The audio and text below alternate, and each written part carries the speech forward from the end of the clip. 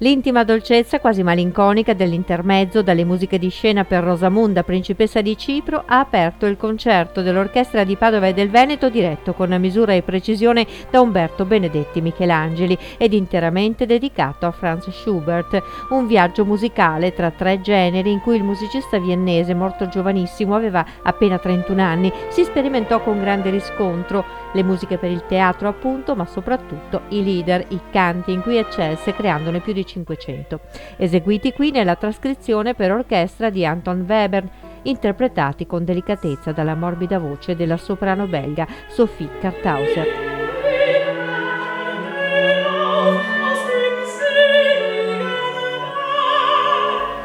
Un concerto tutto da ascoltare, concluso sulle note della Quinta Sinfonia con una direzione che ne ha sottolineato i chiaroscuri, nonostante l'atmosfera serena e gioiosa di questa sinfonia giovanile, in cui lo stesso Schubert confessa di riversare l'amore per il grande concittadino Mozart, a cui riserva parole di grande stima e riconoscenza. In verità Schubert è un mondo che non trovo che abbia confini di ordine temporale. Schubert vive in una dimensione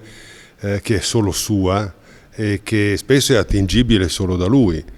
e questo può anche generare sconcerto, disorientamento, però lo si può superare soltanto fidandosi di lui e seguendolo dove lui ci porta, e questo succede un po' in tutta la sua produzione. Diciamo che ovviamente il campo lideristico è il campo principe di Schubert, e trovo molto belle queste trascrizioni che erano state fatte da Webern di questi 5 lieder, con una strumentazione di straordinaria efficacia, molto difficile, specialmente per i fiati, e con una liderista proprio eccezionale come Sophie Karthäuser. Io credo che sia stato reso un discreto servizio a questi leader, insomma, ecco. Non è la prima volta che suona con l'Orchestra di Padova e del Veneto? No, in realtà è la seconda. C'è stata veramente da parte dei musicisti un coinvolgimento proprio intimo che denota proprio la loro sensibilità, perché questo mi ha fatto molto piacere.